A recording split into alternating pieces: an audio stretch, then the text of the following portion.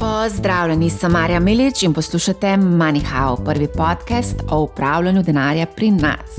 Preden gremo na današnjo epizodo, naj vas še enkrat spomnim na delavnico investiranja v delnice. Sestavljena je iz 3 modulov, vsak modul obsega več ur vsebine in vsak modul se tudi zaključi z borzno igro MoneyHow DD, ker predstavimo vse od poslovnih rezultatov, blue chipa do analiz, ki jih pripravi analitik in potem seveda tudi od pasivnega in aktivnega vlagatelja in njihovega procesa za odločanje za investicijo. Več vsebini na www.money-how.si. O razburljivem dogajanju na obvezniškem trgu se bom pogovarjala s povratnikom na MoneyHow, Blažem Hribarjem, članom uprave pokojninske družbe A. Zdravo. Lep pozdrav, hvala za povabilo. Vidim, da imaš nek nov imidž. Ja, brada mi raste. Vse zgodi čez dolga poletja. A to na stara leta, pol rata, tako se hecam. Na stara leta, ja. Na stara leta. V glavnem, v bistvu sploh malo samo dilemi, s katero temo v bistvu sploh začeti. Danes smo imeli aukcijo zakladnih menic, itak ni noro dogajanje na obvezniškem trgu, pa vojna, ne? Na zadnje, ko smo se pogovarjali, se mi zdi, da smo se ravno pogovarjali, ko je bila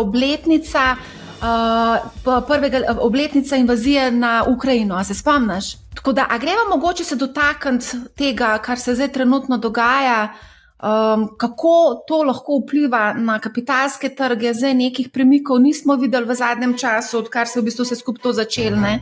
Izrael oziroma Gaza se je zgodila ta vikend, ne, ta teden, kljub temu, ko vsi vidimo, kako grozno, kako res nečloveško je vse skupaj dogajanje bilo, ne, in še je, ne. Pa vseeno, kapitalski trgi so kapitalski trgi, tam so delnice, naložbe, torej dejansko gospodarstvo po celem svetu, ne. In te naložbe se odzivajo glede na to, kako ima posamezen dogodek vpliv na to konkretno podjetje, na to konkretno, recimo, posojilo oziroma obveznico, torej dolžniško razmerje, ne. In od tukaj, v bistvu, kljub temu, da smo vsi šokirani, ne, kapitalski trg v bistvu ni tako ekstremno panično se odzval, ne. Nekaj povpraševanja po varnih pristanih je bilo, torej malo se je dvignila vrednost najvarnejših naložb državnih obveznic dolarja, recimo, ne. Je bilo nekaj strahu prisotnega, ali pa ga še je, ne, glede dobave nafte, cene nafte, pač sporje v naftni regiji, ne. Ni pa neke generalne, bom rekel, panike na kapitalskih trgih. Že včeraj v bistvu so vlagatelji na globalne trge bolj se odzivali na izjave centralnih guvernerjev v Ameriki, kot pa na tekoče dogodke iz Bližnjega vzhoda. Tako da zaenkrat presenetljivo majhen v bistvu vpliv na globalno svetovno trg. Ampak vseeno se pa govori, da obstaja pač neka možnost, da se v bistvu to razširi na preostale države Bližnjega vzhoda, mogoče celo širše. Žarišča imamo tudi na Kosovem, v Tajvanu. Kako v bistvu zdaj gledati na celotno to geopolitično situacijo v kontekstu nekega investiranja, recimo? Ja, jaz bi tako rekel, no. Dokler vojna je nek omejen vojaški spopad na nekem okolju, kjer se bojujeta dva, ki dejansko za svetovnim gospodarstvom nimata neke neposredne povezave ali pa neposrednega vpliva, potem je to zelo omejen učinek na kapitalske trge. Ko pa vojna preide širše razmere, ko je dejansko ogrožena neka ključna surovina za svetovno gospodarstvo, ali pa bi bilo celo pač ogroženo svetovno gospodarstvo ali pa del svetovnega gospodarstva, tole vojaški spopadi širokih razsežnosti, ne, takrat vam pa v bistvu ne znam povedati, kaj bi pomenilo to za kapitalske trge. Siguren pa ne bi bilo nič dobrega, drastični padci. Ampak, za enkrat, kot smo videli v primeru Ukrajine, močno smo se zvali, da bo to šlo v globalen ali pa širši regijski spopad. Ko se je pokazalo, da je spopad omejen, ne, je celotna ta, bomo rekli, od energetske krize do geopolitičnih premij za tveganje, do generalno donosnosti tveganih naložb. Skratka, vse to se je nekako, bomo rekli, pozitivno odvilo, kljub temu, da vemo, da v Ukrajini še vedno je vojna, še vedno so spopadi, ampak že to dejstvo, da je omejeno, da je lokalno, da je izguba produktivnega gospodarstva ali pa deleža svetovnega gospodarstva tukaj v bistvu zelo mala v zadnjem času, potem to nima večjega vpliva. Ne. Gaza kot taka pač ni del svetovnega gospodarstva, Gaza je neko ekstrem, bom rekel, na tem svetu že ves čas in nima povezave z svetovnimi borzami, kapitalskimi trgi, niti s čimerkoli drugim na tem svetu, če sem prav prebral. Ne. Kar se Izraela tiče in odziva, pa vojaški izdatki za to ne bojo višji, ne bojo nižji v Izraelu, vedno so že ogromni bili in do nadaljnega bo zgled tako. Zaenkrat z vidika kapitalskih trgov, vsaj to lahko rečemo, ni tako šokantno, kot je dejansko stanje v tem mestu. So pa še žarišča in ne vemo, kaj prinaša prihodnost, mogoče tukaj Kitajska. Kar se tiče pa zdaj, če hočeva nekak strah podpihvati, pa kaj mogoče pa bo, ne. Vkolikor gremo zdaj, glede na to, da je Wall Street Journal poročal o tem, da je bil Iran močno vpleten v sam plan in tudi spodbujal to, kar se je čez vikend zgodilo, ne. In če se zdaj vojna razširi, ne, na Iran, na Libanon, na Libanon, na druge države oziroma širše v regijo, potem seveda to ima bistveno bolj daljnosežne posledice. Če potem svetovne velesile zavzamejo jasna, močna stališča, eni na eno stran, eni na drugo stran, ne, potem zopet dodamo resen nivo tveganja globalnih spopadov, ne, to bi zopet močno negativno vplivalo na kapitalske trge, na vrednotenje, na strah med ljudmi seveda. Ampak vsaj zaenkrat izgleda to bolj kot nek, dajmo reči, teroristični napad in odziv organizirane vojske na neko tako vojaško ali teroristično provokacijo. In kot tako je omejeno. Jaz močno upam, da bomo tukaj ostali in da bodo hladne racionalne glave prevladale. Kaj pa bo, pa ne vem. Če gremo po črnih scenarijih, tukaj naprej so lahko črni seveda tudi za kapitalske trge. Ampak ne, obstajajo tudi pozitivni scenariji, tudi za ta konflikt. Ne, in kolikor gremo po pozitivnih scenarijih, kar recimo, da zadnje včeraj in danes gremo, ne, potem vidimo tudi močno zeleno obarvane delniške indekse in delniške portfelje, ki smo jim lahko priča zadnje 2 dni. Torej, tveganje, ne, tukaj gre v obe smeri. Lahko gre po pozitivni poti, potem bodo tvegane naložbe dobre. Lahko gre po negativni, potem bo slabo za vse. Ja, ok. A mogoče zdaj omenil se danes že FED, ne, se pravi, donosno dospetje ameriških obveznic je trenutno 4,6%. V zadnjih dneh je upadlo, mislim, da samo danes za 18 bazičnih točk. Potem, ko so se v bistvu pojavila ta namigovanja FED-a, da do konca leta naj ne bi več dvigovali ključnih obrestnih mer. Ampak potrebe za financiranje bodo pa verjetno še naraščale, kar pomeni pa verjetno nove izdaje obveznic. Ja, zdaj, če pogledamo ključne razloge, zakaj so v prvi vrsti sploh naraščale, pa potem greva na zadnje 2 dni. Ne. V prvi vrsti naraščajo, zdaj prvi razlog je seveda pojav inflacije, odziv centralnih bank z dvigovanjem obrestnih mer. Potem jaz bi rekel zmanjševanje količine odkupa podjetnic državnih in podjetniških na kapitalskih trgih strani centralnih bank, temu rečemo kvantitativno zategovanje. Torej en zelo velik, zelo močen kupec se umika iz nakupov obveznic in to seveda dviguje, bomo rekli, ceno za izdajo teh obveznic.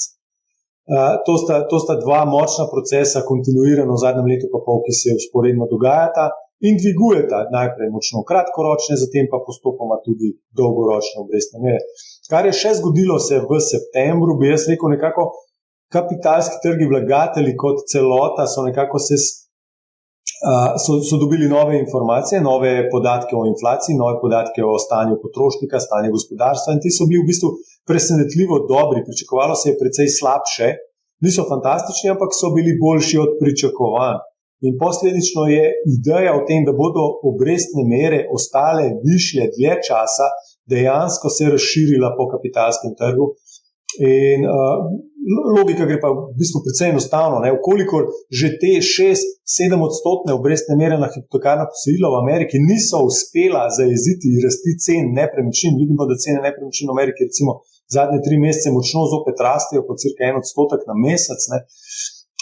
Potem pa res kaže, da morda te obrestne mere še niso tako visoko, da bi povzročile vse to, kar smo mislili, da bojo. Torej, padec cen nepremičnin, upad gospodarske aktivnosti, rast brezposelnosti, umirile plačo in na koncu seveda povzročile rahlo recesijo in umirile inflacijo. Ne. Zaenkrat ni močnega znaka, da smo že tam. Ne. In zato prvi odziv seveda je, ok, obrestne mere so močno dvignjene, so jih dvignili na 5,25 do 5,5. To je visoka zgodovinska številka, ki je imela posledice, ampak ne v hipu. Ne. Nekaj časa bo minilo, preden bojo te više obrestne mere se razlile po gospodarstvu, preden bo vsak od nas recimo prišel do potrebe po dolžniškem financiranju ali pa po refinanciranju v primeru podjetja, obveznic, dolgov in tako naprej. Torej, ni v trenutku, ko centralna banka dvigne obrestno mero, to zaznano pri vseh tistih, ki imajo posojila ali pa pri vseh tistih, ki imajo depozite. Ne. In tukaj je ta zamik močno prisoten in v teh podatkih je precej jasno, da je kako živ v bistvu ta zamik, da ni to teoretičen koncept, ampak da dejansko nekaj časa, torej leto pa pol traja, da se te višje obrestne mere dejansko potem poznajo v gospodarstvu in da potem lahko centralni bankirji razglasijo zmago in morda celo zopet morda malo znižajo. Ravno danes sem brala, da nekateri pa menijo, da bi mogoče te obrestne mere lahko dalj časa ostale z nami, temu pravijo higher forever. Kako izgleda trg potem v tem primeru, če ostanejo pač še naprej tako visoke, kot so zdaj? Če gremo malo v zgodovino, zgodovinsko gledano, vi, ko nekomu posodite denar, želite dobiti kaj nazaj? Ja, to, kar ste posodili, plus nekaj več. Ne? In zdaj, če ste majčkan dojemljivi za koncept inflacije, potem temu dodate, ja, ok, če posodim za 10 let, potem želim dobiti nazaj to plus inflacijo, to pomeni, da sem imel enako kupno moč, sem dobil nazaj plus nekaj malega. Ne? In zdaj ta nekaj malega se lahko kregamo, koliko je ta številka, ampak zadnjih 10 let do nedavnega je bila ta številka v Evropi negativna. Ne? Torej, vi ste se strinjali nekaj časa celo, da boste dobili manj nazaj, nominalno, v evrih, kot ste pa posodili slovenski državi ali pa nemški državi kar nekaj časa, tudi za 10 let. Ne? Potem je bila številka pozitivna, ampak še vedno nižja od pričakovane inflacije. Ne? In šele v zadnjem času, v bistvu v Evropi, torej v Nemčiji, smo prišli zdaj nekako na številko 0,5% plus inflacija nosi 10-letna nemška inflacijsko zaščitena obveznica. 0,5% realno ni neka velika številka, ki bi prepričala vsaj mene osebno ne v to, da bom zdaj pa šel in agresivno kupoval nemško državno obveznico. Pri ameriški so dlje, oni so bolj agresivno prej začeli z dvigovanjem in tam je 2,4% ta številka. Torej njihova 10-letna državna obveznica ali navadna, ali inflacijsko zaščitena vam nudi inflacijo plus 2,4%, navadna vam pa nudi 2,4 plus pričakovano inflacijo, ki je tudi nekje okrog 2,4, 2,5 te dni. In torej, a so zdaj te obrestne mere visoke? Če dobite 0,5% realno ali pa 2,4% realno v Ameriki, zgodovinsko gledano niti ne. V Ameriki so se približali, bom rekel, rahlo restriktivnim nivojem ali pa nekim normalnim nivojem. Jaz vedno, ko sem neko osnovno logiko tukaj iščem, razmišljam o tem, ja, 2% na leto je pa že lepo, če človek dobi za to, kar posod nekomu 10 let denar. Ja, zelo varno, ampak nekaj pa le mora biti. Ne? In zdaj v Ameriki smo nekje tam. Ne? In zato, ker smo na tem, kar je bilo zgodovinsko neko povprečje v bistvu, pa neka normalna številka, bi se jaz kar strinjal s to izjavo, da morda pa smo na higher for longer. Če se primerjamo za zadnjih 10 let, ko smo bili pa v bistvu ekstremno nizko zaradi ekstremne politike, denarne, fiskalne in regulatorne. Skratka, potem, ko so propadle največje banke, smo šli vso tiste varčevalne ukrepe in vso regulativo in vse tisto, kar smo dali čez od leta 2009 naprej. In od tu naprej, če gremo v normalne čase, če rečemo, da je to normalizacija iz te ekstremne politike, potem neka normalna inflacija ne bi znašala okrog 2%, neka normalna premija na to inflacijo, torej obrestna mera realna, pa tudi 2%. Ne? In potem smo pri nekih 4%, neke normalne, bi rekel, dolgoročne obrestne mere za zelo varno naložbo. Ne? In to je nek zgodovinsko dejstvo. Zgodovinsko dejstvo ni, da posodite državi denar za 10 let, pa dobite manj nazaj. In tudi, če je to zelo varna država, kot ameriška. Zdaj, ko govoriš normalno, aj kaj normalno v zadnjih ne vem kolikih letih? Ne, normalnost je neka, bom rekel, medijana, ne? Vse ostalo se pa giblje močno nad njo ali pa močno pod njo. Tako da v našem poslu potem govorimo statistično gledano o odklonih, o odklonu od aritmetične sredine, medijane sredine na standardnih odklonih. Ne? In tu smo pa vedno znova presenečeni, kako močni odkloni so možni. Ja, ne, ni normalno. Vsi te premiki, ki smo jim pričali, niso. Danes sem poslušala en podcast, ker je v bistvu bila debata o tem, kaj naj zdaj mali človek naredi. Ima več opcij. Ena od opcije je, da pač nič ne narediš, ne? Ta druga opcija je pa, da daš denar na banko. V Ameriki ti ponujajo 5% in več. Ja, ali dati denar na banko ali ne dati denar na banko je zdaj precej jasen odgovor. Ja, denar dajte na banko. Ne? Pogajajte se z banko, ne? Referenčna obrestna mera ECB je 4%, ne? Tako da ni razloga, da vam ne bi ponujali blizu te številke v bistvu za neko letno vezavo. A pa se lahko pogajaš, recimo kot mali človek? Koliko imaš tukaj pogajalske moči? Mislim, zanj tako malo iz čiste radovednosti sem čist pogooglal, kakšne so številke na internetnih straneh slovenskih bank in ne boste verjeli, so zelo, zelo različne. Ne? Kljub temu, da do 100,000 evrov, ne, v bistvu z vidika garancije, povsem vseeno, kjeri banki v Sloveniji posodite, ker imate za sabo potem garancijo slovenske države. Ne? Torej, enak, bomo rekli, končni garantor. Ne? Tako da, ja, je važno, mislim, niti ne, se pogajate, ampak važno je, da greste na več bank in vprašate, kakšna je cena. Ne? Si konec koncev tudi za, ne vem, liter sončničnega olja, ne? Se te težko pogajali v Hofru, ne?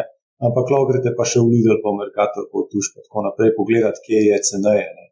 In ga pač kupite, kje je najceneje. Tako da, ja, depoziti definitivno so se vrnili kot neka alternativa vista sredstvom. Ja. Čeprav jih imamo 26 milijard in se mi zdi, da tudi se nekako išče. Imamo vista in depozitov. Ne? Jaz predvidevam, da se bo zdaj ta tehnica hitro premikala proti vezavi. Ko bojo banke nekako ponudile 3 in več odstotne obrestne mere na vezavo, mislim, da bo to dovolj velika spodbuda, da se proces, ki smo mu bili priča zadnjih 15 let, torej povečevanje vista sredstev, zmanjševanje depozitov, obrni. Zdaj kar moram hitro skočiti naprej na zakladne menice, ker je bila danes ravno aukcija, ne? In smo se pogovarjali s številnimi pač brokerji, ki pravijo, da je vse več zanimanja med malimi vlagatelji tudi za zakladne menice. Konec koncev se pa tudi rola oglas o tem, da pač kupite zakladne menice.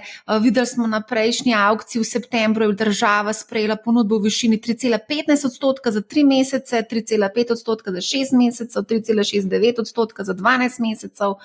Kar neki, ne, tega, kar taki zanimivi, recimo temu, neka ponudba, no? Ja, to je pač logična posledica tega, da dražbe zakladnih menic so primarno bile mišljene za institucionalne vlagatelje, ne, in tam se pač sprememba denarne politike v bistvu zelo hitro pozna, ne, in seveda je država mogla ponuditi konkurenčne obrestne mere pokojninskim skladom, zavarovalnicam, bankam in tako naprej, vzajemnim skladom. Medtem ko banke niso bile odzivne tako hitro, ne, in so še kar nekaj časa držale obrestne mere nizke oziroma take, kot so jih imele, nične. In posledično pač je logično, da ljudje ob enakem tveganju, zopet oboje je v bistvu garancija slovenske države, vidijo, da je bolj pametno kupiti nekaj po 3,5, ne, kot pa vezati na banki po 0,8, kar je bilo do nedavnega, recimo. Govorijo lahko o fizičnih osebah, podjetjih ali pa pokojninskih skladih. Recimo tudi pri nas za pokojninski sklad smo letos spomladi v bistvu prvič po dolgih letih kupili kakšen državni dolžniški papir, to je zakladna menica. A ste danes sodelovali v tej aukciji? Oddali smo naročilo. Ste oddali naročilo? Mislim, kako smo bili uspešni? Ob 2 bova zvedla. Ob 2 bova zvedla. Okay, v glavnem Uživo, ja. Mogoče lahko, sam še tukaj poveva, da mali vlagatelji lahko v bistvu od začetka junija trgujejo z državnimi zakladnimi delnicami in obveznicami na Ljubljanski borzi, ampak potrebno je imeti pa odprt trgovalni račun pri katerikoli banki ali pa borznoposredniški hiši. Mečken energije je treba vložiti. Ja. Mečken energije, malo več energije kot pa samo za depozit. Je pa res, da najverjetneje tudi vaš bankir ali pa njegov sodelavec lahko odpre trgovalni račun. Kaj pa je z davki? Mislim, da je obdavčeno po 25% stopni. Mislim, da je za fizične osebe. Če govoriva zdaj za institucionalce, je enaka davčna obravnava, torej pokojninski sklad, recimo kot zanimivost, nima obdavčenih obresti na slovenske državne vrednostne papirje, torej ne zakladne delnice na obveznice, ne v bistvu tudi na dividende. Kar se pa tiče fizičnih oseb, pa ja, kolikor vem, je 25% obdavčitev, edini za depozit so izvzete fizične osebe do 1000 evrov obresti. Torej depoziti imajo nek poseben status v slovenski folklori, kulturi in tudi zakonodavčni zakon. Mislim, da je kar nekih takih produktov, ki imajo neko posebno obravnavo davčno. Tudi pokojninski skladi so med njimi. Drži. Pokojninski skladi z vidika preferiranja tega, ampak v Sloveniji se že zdaj kar nekaj let pogovarjamo, tudi politiki, torej zakonodajalec, da jih čudi, zakaj ljudje imajo tako veliko denarja na vista sredstvih, da ga ne investirajo in tako naprej. Jaz bi rekel, da del razloga je mogoče tudi v davčni politiki, ker ko rečete, da je ta naložbena kategorija, torej depozit, ki je hkrati zelo enostavna, udobna za uporabnika, tudi neobdavčena, potem jaz ne bi bil preveč presenečen, če je tudi zelo popularna v širši javnosti. Ja, menda, da se za neki pogovarjajo, da bi davčno bolj ugodno bile te zakladne delnice in druge obveznice in druge investicije. Meni se to zdi povsem logično, oziroma ne razumem, zakaj depoziti zakladne delnice ali pa državne obveznice ali pa podjetniške obveznice, pa ne razumem. Dobro, tu moramo zdaj počakati, ker so to samo govorice in neka špekulacije, tako da ne vemo, kaj bo z tega. Ampak recimo, kako angažirati teh 26 milijard, eden od načinov je tudi državljanska obveznica, ker smo se mi par dni nazaj pogovarjala, tvoja reakcija ni bila prav preveč navdušujoča. Ne, zdaj, državljanska obveznica se že sliši, čudno. Mogoče ljudska, narodna imajo Hrvati. To so marketinški prijemi, tako da jaz bi rekel obveznica, državna obveznica. Jaz že 20 let plus delam to, kar delam, in spremljam državne obveznice in ta ne bo nič drugačna. Razlika bo samo to, da bo izrecno ponujena malim vlagateljem. Že zdaj lahko mali vlagatelji kupijo državne obveznice. Problem je bolj v tem, da je to kot produkt, kot produkt narejeno za institucionalne vlagatelje, torej za večje zneske. Je pa že do zdaj lahko ste ravno tako kot za zakladne delnice naročili banki, borznemu posredniku, da za vas kupi državne papirje, torej državne obveznice. Težava je verjetno bila pa tem, da bi on rekel, potem veste, to pa delamo samo za 100,000 in več zneski. Kar je pozitivno tukaj je, da zmanjšajo, prilagodijo torej velikost APN-a, torej da lahko tudi vsak posameznik kupi to morda za 5, 10, 20,000 evrov, da ni nujno številka nekih 20,000 evrov in da ni neke preference za mednarodne velike vlagatelje, kot smo pa tudi videli v nedavnih primerih, ko izdajo tako imenovane privatne izdaje za specifične posamezne vlagatelje. Ne vem, ali je to prava pota, ni, ali je res ta prava cena, ali ni. Jaz bi si bolj želel, da ponudijo kar izdajajo vsem, ki želijo to kupiti. To je običajno najučinkovitejše tudi iz vidika tistega, ki izdaja, torej najceneje. Zdaj govoriš kot predstavnik pokojninskega sklada, kot institucionalc, ampak ja, to so bile prakse.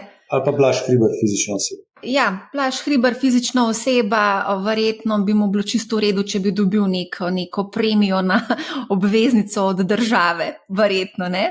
Mislim, če bi imel možnost dostopa, tako kot imam Blaž Hribar, član uprave pristojen za naložbe v pokojninskem skladu, dostop do te naložbe, da bi imel podoben dostop recimo kot Blaž Hribar, fizična oseba.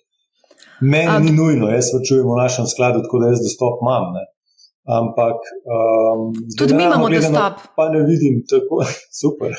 Res, nekaj sem se. 60 tisoč ljudi vrčuje v naših skladih, tako da številni imajo dostop.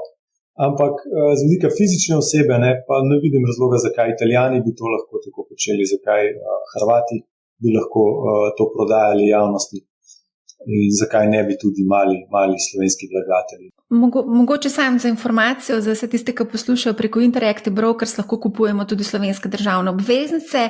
Trade Republic ponuja tudi neke druge obveznice, razmišljajo pa tudi o tem, da bi ponudili slovenske državne obveznice. Sam pač povem, to se dogaja na trgu. To so kanali, ki so že na voljo. Ja. Mogoče sam zato, ker smo glih tlele v živo, evo rezultati današnje aukcije od 3,3 do 3,54%. Nekaj je, ne. Več bo na depozitu, verjetno. Več bo na depozitu, pri kakšni tuji banki, slovenska banka ni tako radodarna. Bolj bomo kupovali ljudske obveznice, pa zakladne menice, pa pokojninske sklade, pa druge naložbe, bolj bojo dojemljive tudi za kakšen premik pri depozitnih obrestih. Medtem ko ti pa pri neobankah pa dobiš že danes na neinvestirana sredstva 4-5%. To je tudi ena taka zanimiva zadeva, ki se ponuja v bistvu malim vlagateljem. A greva mi dva mogoče kar nazaj na obveznice? Zelo veliko je dogajalo na obvezniškem trgu, pa mogoče, če bi lahko vsem omenila, da pač se je lani se je v bistvu zgodil ta zlom tečaja obveznic in v bistvu nismo vajeni takšnega upada na obvezniškem trgu, ki je v bistvu dosti podoben bil kot na delniškem 40%. In zdelo se je, da v prvi polovici leta, da se bo trg ustalil, pa je od julija trg ponovno pod pritiskom. A smo v procesu oblikovanja dna na obvezniškem trgu? Smo, jaz bi rekel, kratek odgovor bi bil smo, kje pa to dno je, pa kam lahko vse skupaj še zaniha, pa ne bi rad preveč špekuliral. Prej sva rekla, da normalnega praktično ni več. Smo se res da približali, bi jaz rekel, nekim, bom rekel, normalnim nivojem obrestnih mer za neke normalne razmere, ampak razmere niso normalne. Še vedno imamo recimo inflacijo, pogovarjamo se o tem, kot da so obrestne mere zelo visoke. Ja, kaj pa je potem inflacija? Še vedno imamo v Sloveniji, recimo ena številka, storitve se podražile za 8,1% v Sloveniji v zadnjih 12 mesecih. A je zdaj 3,54 ali koliko si prej rekla za eno leto visoka številka ali nizka številka? Mislim, da bo vsak otrok vedel, da je 3,54 bistveno manj kot 8,1. Lahko greva tudi na osnovno inflacijo, 7,1%. Lahko gremo, skratka, ko nekako damo inflacijo, celotno sliko inflacije v to enačbo, pa nismo več tako prepričani, da smo na nekem vrhu. In to je tisto, kar se je odvijalo še posebej močno v septembru na globalnih kapitalskih trgih. Zdaj, seveda je vse nekako treba pretehtati, ni enoznačno. So signali, da se inflacija kot taka, ki jo je sprožil konec korone, umirja. Torej, tisto, ko je bilo takrat, je bilo supply side, torej dobaviteljske verige so se pretrgale, kontejnerski prevozi so bili ekstremno dragi, stvari ni bilo, dobrin ni bilo. Tega je konec in to se je umirilo. Kar se zdaj dogaja, je vsebinsko pregrevanje, rekordno nizka brezposelnost, rekordna rast plač, rekordna rast cen storitev. In to je pa tista prava inflacija, ki ni 10%, ampak še vedno lahko govorimo v Evropi o 4,5%. To je osnovna inflacija, ki izključuje ceno hrane in ceno energije. V Ameriki 4,3%, 4, nekaj je bistveno več kot 2, kar je uraden cilj centralnih bank. In kako prideti 4 na 2? Prvi znaki so, da prej smo bili pa mogoče na 5 in smo zdaj na 4 in lahko rečemo, smo že zmagali. Nekateri tako interpretirajo, odvisno od dneva, tedna, meseca. Ampak v zadnjem času nekako prevladuje mnenje, da 4 pač še ni 2 in dokler ne bomo 2, imamo težavo. Dokler imamo težavo, moramo imeti restriktivno denarno politiko. Restriktivna denarna politika sem pa prej razložil, kako izgleda, oziroma ne bi izgledala. To ne bi bila pozitivna realna obrestna mera. Zaenkrat so rahlo pozitivne, minimalno pozitivne v Evropi, pa majčkam bolj pozitivne v Ameriki, daleč od kakšnih zelo restriktivnih nivoju, po naši oceni. Torej, a smo blizu? Po idealnem scenariju smo blizu, torej, da se inflacija kot taka, ki je bila posledica ponudbe, umiri, inflacija, ki je pa posledica pregrevanja, torej na strani povpraševanja, kar imamo zdaj tudi, čemu smo zdaj bili priča ali pa smo priča trenutno, se bo pa umirjala postopoma zaradi že izvedenih dvigov obrestnih mer in pritiska prek tega kanala na gospodarstvo. To bi bil idealen scenarij za centralne bankirje. Podatki iz meseca v mesec pa enkrat malo nagnejo v eno smer, enkrat malo v drugo smer, ampak če sem čisto iskren, zadnji let podatki vedno nagnejo to, ja, nismo še čist tam. Obrestne mere bomo še malo zvišali ali pa jih bomo dlje časa držali na povišanem nivoju. Praktično vsak mesec, ko pride nova serija podatkov, smo malo prehiter mislili, da smo že nazaj v bistvu neinflacijskem okolju in v tisti normali pred korono. Jaz se pa bojim, da ta normala pred korono se ne bo vrnila, razloga sta pa v bistvu dva. En je čisto enostavno energetska kriza. Lani jeseni smo bili priča, cene so poletele v nebo za vso energijo. Od takrat se je zadeva drastično umirila, ampak ne na nivoje izpred energetske krize. Elektrika je 3 do 4 dražja v Evropi, Nemčiji recimo kot glavni industrijski velesili, kot pa pred korono. Ne? In tudi plin recimo je še vedno 3 do 4 dražji. Ne? Torej neka vhodna surovina, ki je zelo pomemben sestavni del končne cene, praktično vsega, ne? Energija, je 3 do 4 dražja in to je nekako treba, bom rekel, prebaviti, predelati čez gospodarstvo, dvigovati cene, spremeniti razmerja cen in tako naprej. In to je naporen proces. Ne? In nisem prepričan, da je že končan. To je eno. Drugo je pa enostavno trošenje držav. Ameriška država ima ekstremno visok proračunski primanjkljaj, čez 6% ali bo 7%. Bonitetna hiša, mislim, da Fitch je že znižala bonitetno oceno na osnovi tega pred meseci. Tako da imamo tukaj eno tako ekstremno ekspanzivno fiskalno politiko in ko država zelo troši, ne, je velika verjetnost, da boste imeli skratka povzroča tveganje inflacije oziroma višja verjetnost, da bo inflacija višja, kot pa bi si želeli. In trenutno živimo v takem okolju. V Ameriki konkretno lahko to gremo na gospodarsko politiko. V Evropi smo pa zaznali zdaj drastične spremembe pri tem, kako pomembna je energija, torej se drastično veča pomen samooskrbe z energijo, torej investicije v cel energetski sektor, zopet država ne gleda na to, kakšna ima fiskalna pravila, ampak da zagotovi nujno, kar ona ocenjuje, da je nujno, torej energijo, zeleni prehod in tako naprej.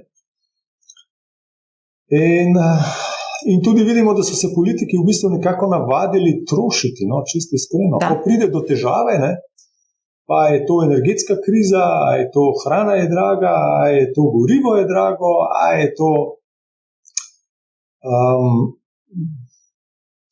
je to naravna nesreča v bistvu v Sloveniji v zadnjem času. Ne. Država nima težave s tem, da močno poviša izdatke, ker je tako nujno. Ne. V redu. Vse razumem, tudi kapitalski trgi to razumejo, je pa dejstvo, da ko država troši, ne, se viša tveganje inflacije. In tako jaz ob vsem tem, kar se v Sloveniji dogaja, recimo ima Slovenija eno najvišjih inflacij v evroobmočju in sklepam, da bo še nekaj časa tako.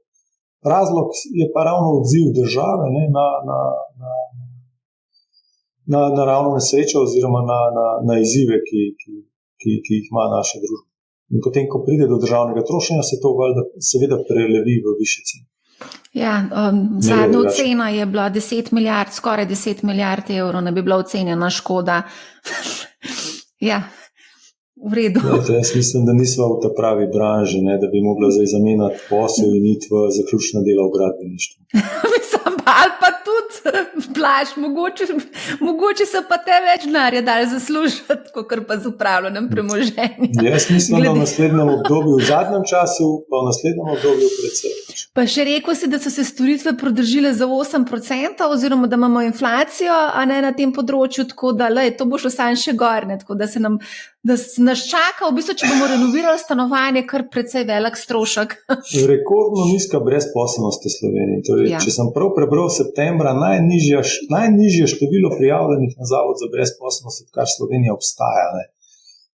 Kljub vsem strahovom, tegobam, težavam, ki smo jim priča v zadnjem letu, ne, je posledica različnih dejavnikov in to je dejstvo. Ne, tako da meni to deloma kontrira vsem tistim črnim scenarijem. Ljudje smo močno odporni in države so začele trošiti in ljudje so šparali, nimajo denar in na neki fazi so se odločili to potrošiti in smo spremenili čisto varčevalno gorenjsko mentaliteto, bom rekel, ne, od 2009 do 2023 ali pa 2021 do korone. No.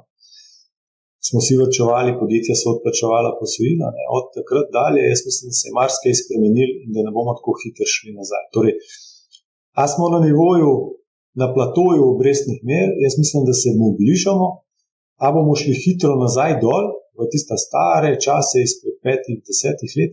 Ne, jaz mislim, da se bomo vračali v tiste čase izpred 20-30 let, ko je inflacija bila tema, bila izziv in smo se z njo ukvarjali. In posledično obrestne mere ne morejo iti drastično nazaj. O inflaciji, pa v spominih na jugoinflacijo smo imeli že pred 2 leti smo se pogovarjali o tem, ko se je počasi vzpenjala. A mogoče lahko poveš, a lahko doživimo sindrom dolžniške krize? Glede na to, da se zdaj govorilo o zadolževanju držav. Ja, pa ne. Bom rekel, pa je vprašanje tako zastavljeno, da je predviden odgovor ja. Dajva začeti z ne. Ne je prvi odgovor. Zakaj? Zato, ker še enkrat, imamo rekordno rast plač. Torej, odkje bo ta dolžniška kriza prišla? Od tega, da ljudje ne bodo mogli poplačati svojih posojil.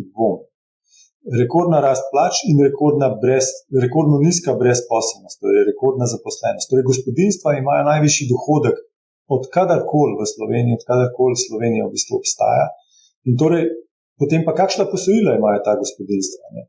Večina stanovanjskih posojil je s fiksno obrestno mero, večina tudi drugih posojil z fizičnim osebam je bila dana, po mojem vedenju, s fiksno obrestno mero. Ne? In torej, če fiksna obrestna mera je fiksna, torej obrok je ostal enak. Meni so pa plačo zvišali, moja žena je pa ravno kar šla delati, ker prej ni delala, karikiram. Torej, ne bom imel težave z odplačevanjem. Torej, to ne bo, ali pa ne bi smel biti ekstremno velik problem v državah, kjer prevladujejo fiksne obrestne mere. In to se že kaže po svetu. Ne? V Angliji v bistvu je največji strah bil pri tistih, ki bojo mogli ponovno določiti obrestno mero, ker imajo fiksno obrestno mero samo za določen čas, potem se jim pa refinancira, v bistvu resetirano na trenutne nivoje. In to je bil tisti strah. Ne. Največje težave imajo recimo Švedi. Ne. Zakaj? Zato, ker imajo variabilne obrestne mere. Del razloga tukaj teči. In tako naprej. Ne. Ampak glavnina sveta, jaz mislim, da se razvitega sveta je vseeno na fiksnih obrestnih merah, ne.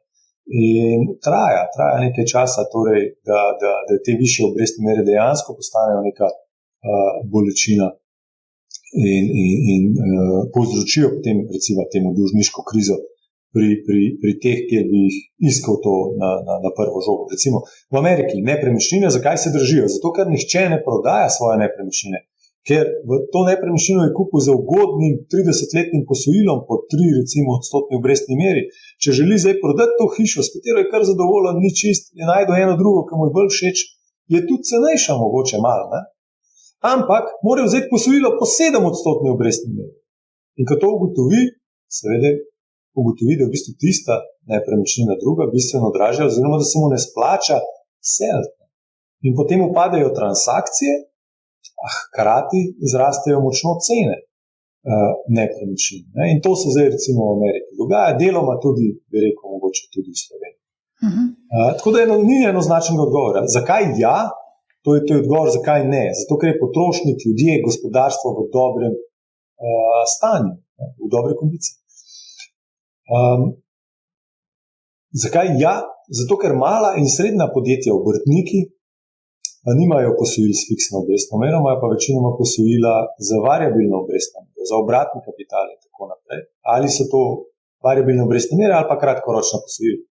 Ta se pa precej hitro refinancirajo. In tisti, ki so bili prej navajeni na Euribor plus 1,5, da je to znašalo 0,nekaj, ne, so zdaj pač kar malo presenečeni, ko vidijo, da je Euribor pa 4 pa nekaj odstotka, pa 1,5 je pa potem 5,5, 6. Ne.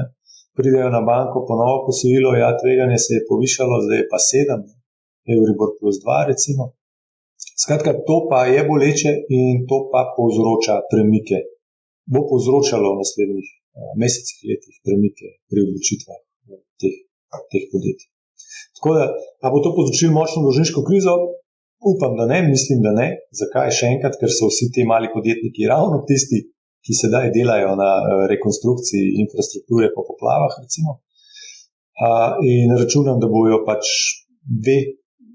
malo manj profitabilni iz tega naslova in da bomo tisti, ki smo aktivni na dolžniškem trgu, torej v našem primeru kupujemo obveznice, bolj nagrajeni za naše prevzete tveganje.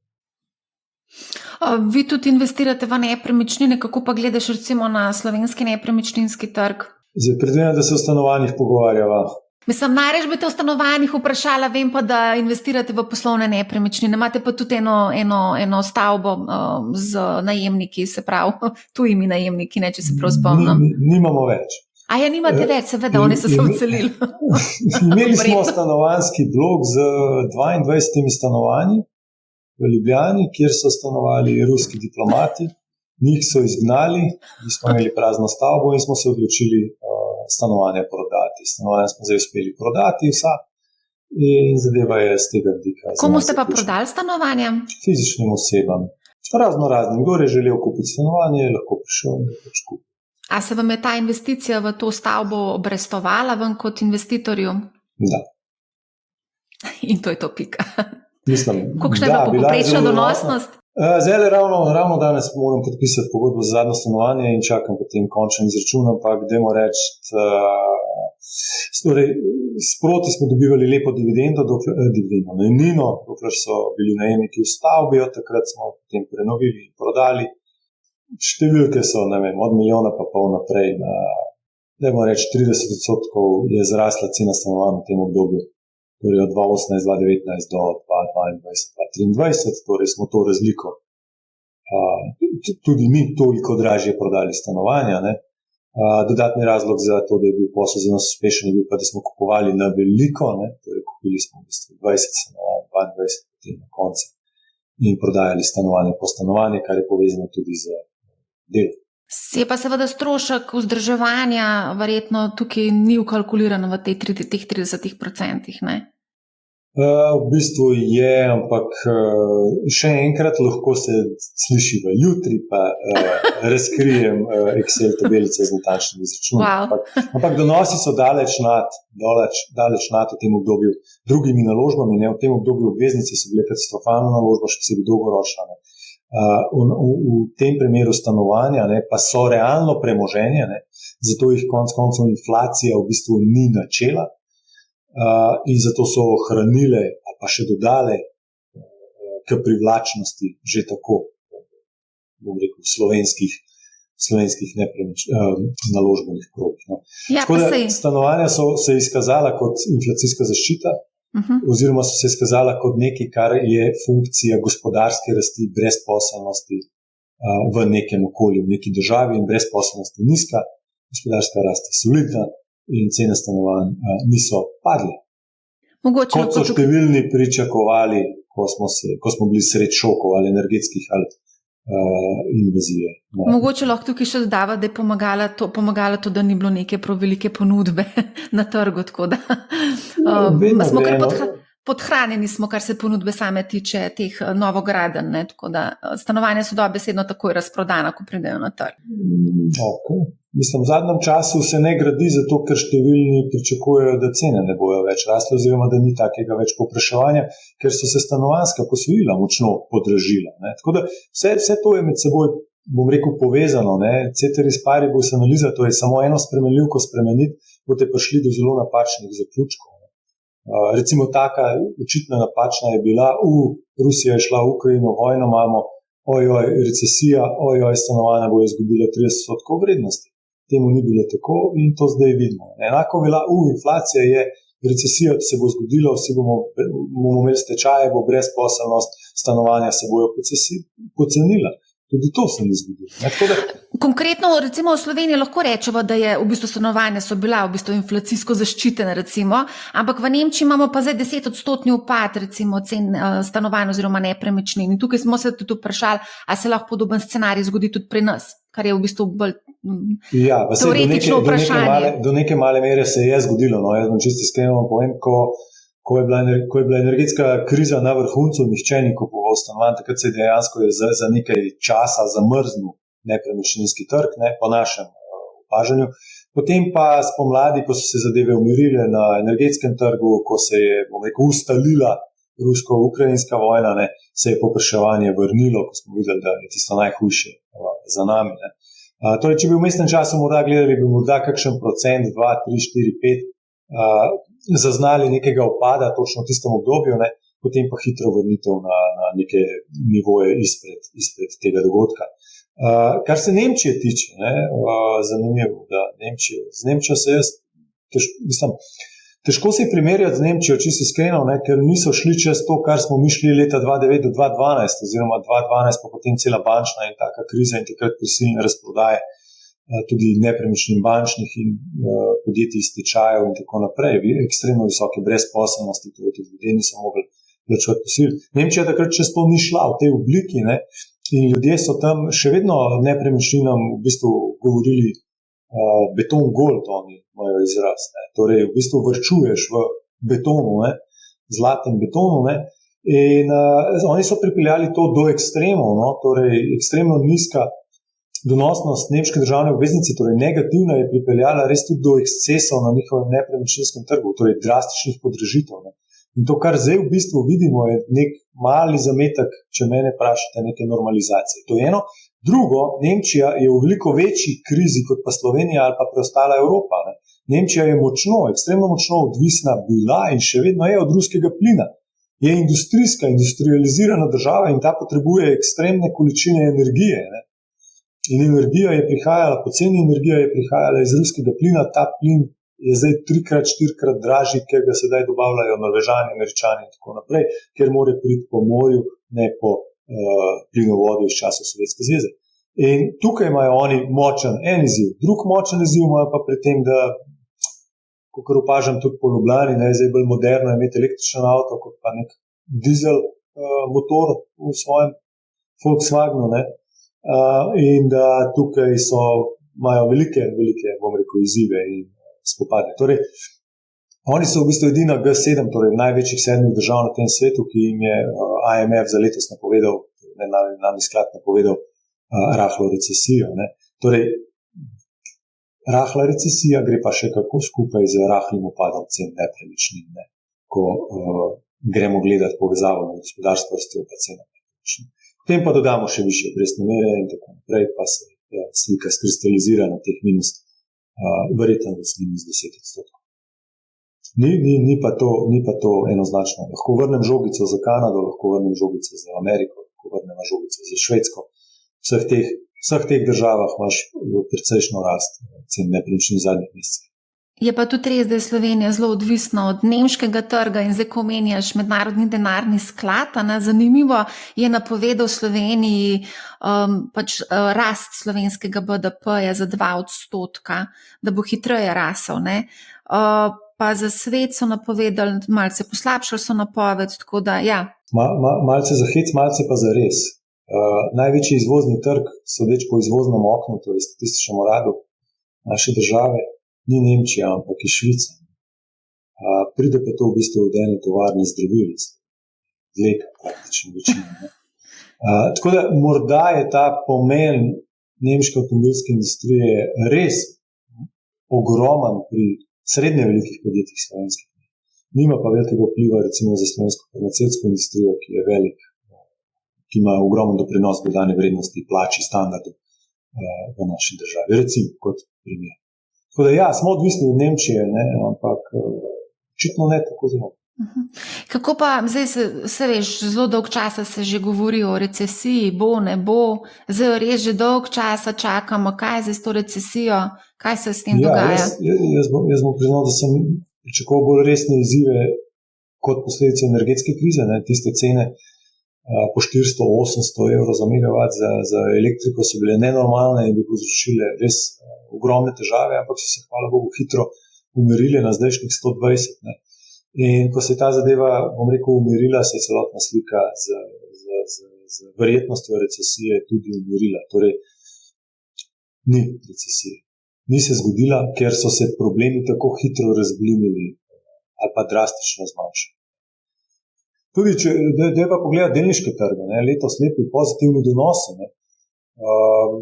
Pogovarjamo se o tem, o 10-15% donosnosti svetovnih delniških indeksov, odvisno kdo, kaj ima v sestavi in tako naprej. Ne vem, pogovarjamo se o preporodu tehnološkega sektorja, kjer neka Nvidia je potrojila svojo vrednost zaradi navala na čipe za umetno inteligenco. Govorimo o rekordnem turizmu v Evropi, ki se je končno polno pobral po koroni, ne. Govorimo v Ameriki tudi o novih službah, torej presenetljivo odpornem trgu dela, še posebej na področju turizma, gostinstva in tako naprej, torej tam, kjer so potrebni več človeški stiki. Ne.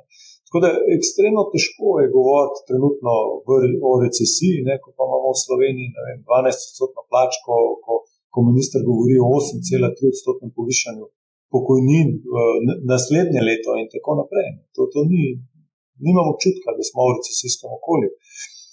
Saj ne v tistem pravem, ne, ko ljudje trpijo in imamo manj. Ne. Lahko pa rečemo, nam je zelo fantastično in nam bo malce manj fantastično.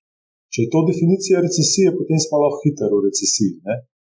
Ampak tista prava recesija, ko meni rečete recesija, se spomnim na leto 2012, 2011, 2013 v Sloveniji, ne. To je bila recesija. Ne. Nič od tega ni zaznati zdaj. Ja, takrat smo zelo dobro čutili to recesijo, ne, tudi v službi, ki si prišel, ne, pa so kakšne objokani šli iz službe. Dajva za konec mogoče sam še, a imaš kakšen nasvet za male vlagatelje, kako ravnati v tem okolju, ki je v bistvu polno neke negotovosti na eni strani, na drugi strani vidimo nore rasti delniških tečajev, vidimo Nasdaq 30% oziroma 28% letos predobu, imamo AI hype, umetna inteligenca, kam gremo, kaj z denarjem?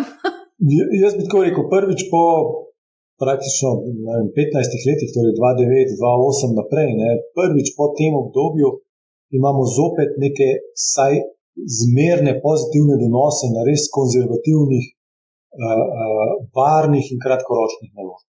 Temu nismo bili priča že saj, tako kot pravim, 15 let.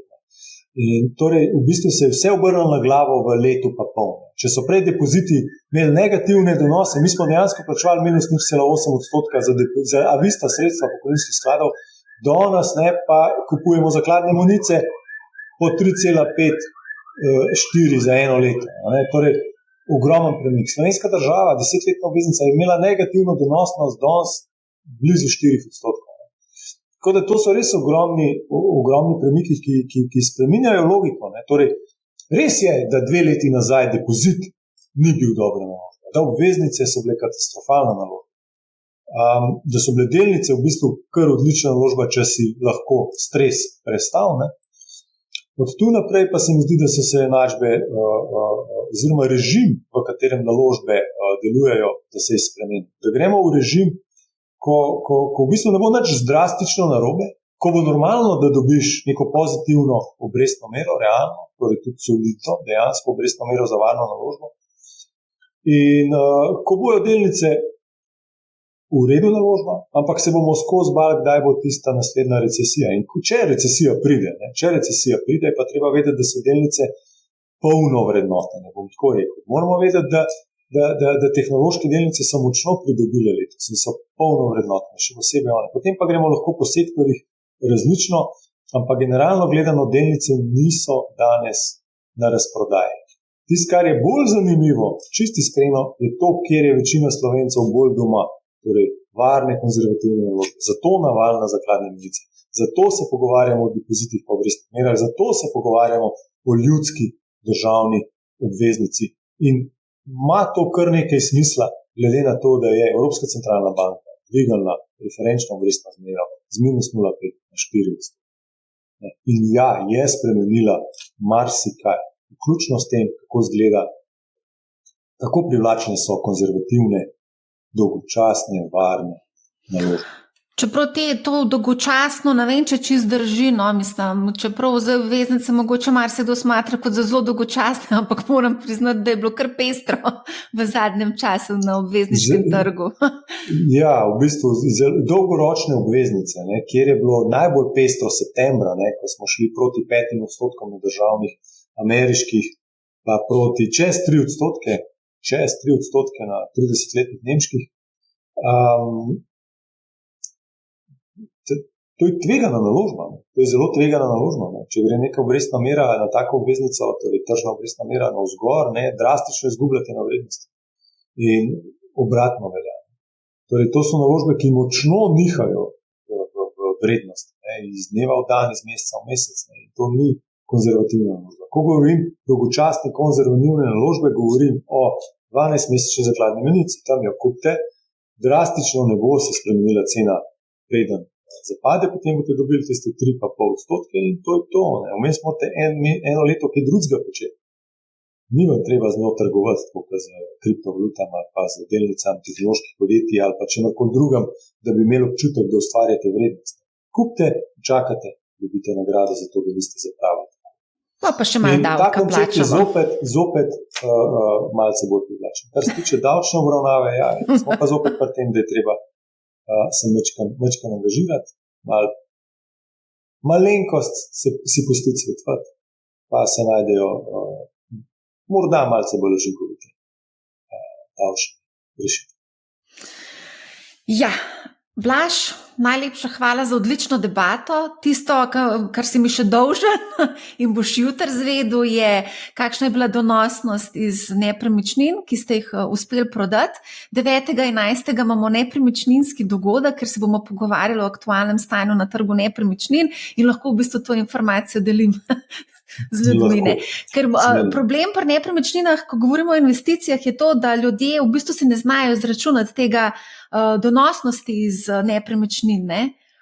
Tako da to je ena taka zadeva, ki je mogoče, je tudi za ločeno obravnavo. No? Ja, bistveno nižja bo, kot pa na prvo žogo bi ugibali. Tako bom rekel. Morda ne v našem primeru, ker smo imeli srečo, da smo šli čez močno rast cen nepremičnin za časa korone, ko so vsi iskali dodatno sobo, večjo teraso, atrij in tako naprej. In ko so močno poskočili tudi plače in privarčevana sredstva ljudi, ker smo vsi prisilno varčevali. Ampak sicer v nekih normalnih okoljih z zmerno rastjo pa cene nepremičnin se odzivajo na gospodarsko rast plač. Konkretno v Ljubljani so kupci, naravni kupci ljubljanskih stanovanj, pač zaposleni v Ljubljani. Zaposleni v Ljubljani, velika večina zaposlenih v javni upravi, ker je to glavno mesto in so samo ministrstva in vse ostalo v Ljubljani večino. In torej, ko se dvignajo plače javnih uslužbencev, lahko po neki osnovni logiki pričakujete, da bo to pozitiven signal za nepremičninski trg. No, to bomo videli, kaj bo s plačami javnih uslužbencev. Trenutno so brez ministrice, ampak ja. Močno so porasle v zadnjem letu. So porasle, ja, ampak še očitno bojo, glede na to, da so sindikati tam že na preži in se želijo izboriti še višje plače. Zdaj imajo pa tudi na drugi strani sogovornika finančnega ministra, tako da bomo videli, kaj bojo skupaj zakuhali. Gospodarsko okolje, ki jim daje prav, torej rekordno nizko brezposelnost in rekordno pomanjkanje delavcev. To je res, ja. Blaž, tako kot vedno, užitek se je bilo s tabo pogovarjati. Najlepša hvala. Hvala, Marija, za povabilo. Z veseljem. Hvala tudi vam. Poslušajte Money How, ne bo vam žal in lep pozdrav.